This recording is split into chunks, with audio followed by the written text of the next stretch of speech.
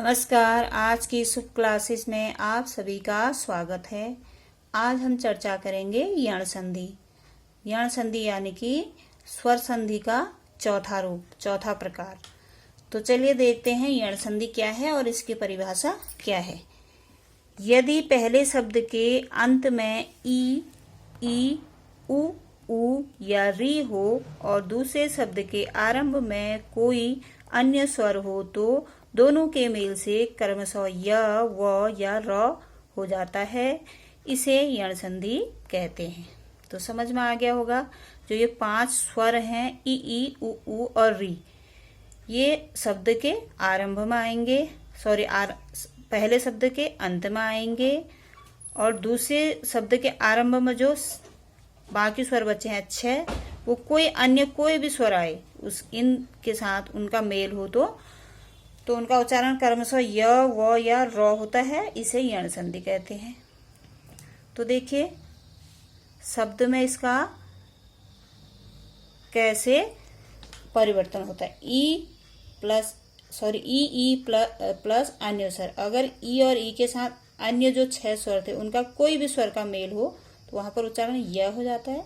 शब्द में ये होता है अति, धन, अधिक, अत्यधिक। यहाँ पर ई और अ का मेल हो रहा है, यहाँ पर उच्चारण ये आ जा रहा है। इसको देखो, एक साथ जोड़ने से अति और अधिक को एक साथ जोड़ने से अत्यधिक।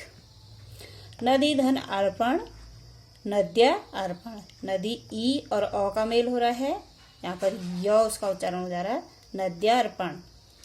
अब आगे देखिए, उ और उ से क्या उच्चारण बनता है। उ और उ प्लस अन्य स्वर। उ और उ के साथ अन्य कोई भी स्वर, जो 6 अन्य स्वर अभी परिभाषा में हमने बताया था, तो उससे मेल से क्या बनता है, व। तो शब्द में देखिए कैसे होता है। अनु, धन, अय, अन्वय। यहाँ पर अन्वय, यहाँ पर व का उच्चारण आ गया। सु, धन, इच्छा, स्वेच्छा, यहाँ पर व का उच्चारण आया।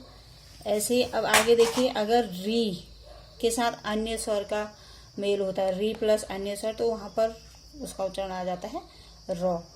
अर्थात आपके समझ में आ रहा होगा, री के साथ अन्य कोई और स्वर का मेल हो तो उसका उच्चारण क्या होता है, र ही होता है। मात्र, धन, आनंद, मात्रानंद, यहाँ पर र का उच्चारण आ गया।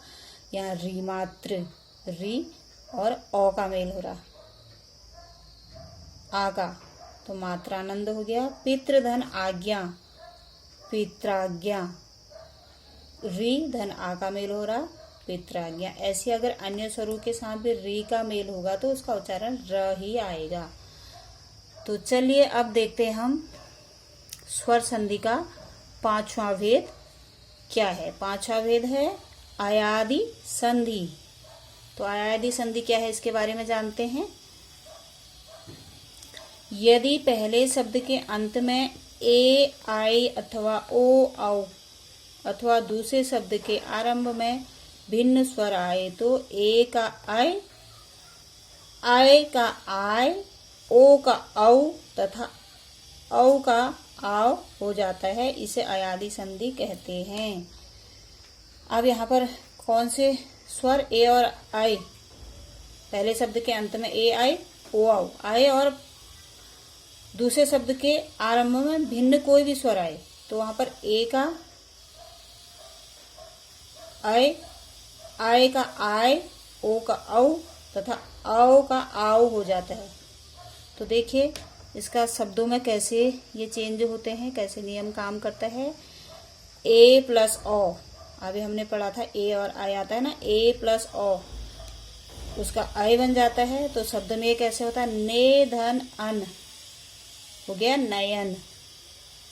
अन यहाँ पर उच्चारण आ रहा, देखिए नयन में ए, धन, आ बराबर बन जाता है आय, नय, धन, एक, नायक। यहाँ पे इसका उच्चारण आ गया। ऐसे ही ओ प्लस ओ बराबर औ, भो, धन, अन, भवन। ओ प्लस ओ आ रहा ना, तो अन बन जाएगा, इसका औ बन जाएगा, सॉरी, भवन। इसमें उच्चारण में भवन में इसका औ का उच्चारण आ, देखो भवन। तो ये उच्चारण देख के आपको पता चल रहा होगा इसमें कौन सी संधि है, अयादि संधि। तो आपने स्वर संधि के 5 भेद क्रम वह समझ लिए हैं। तो वीडियो को लाइक कीजिए, सब्सक्राइब कीजिए और शेयर कीजिए। धन्यवाद।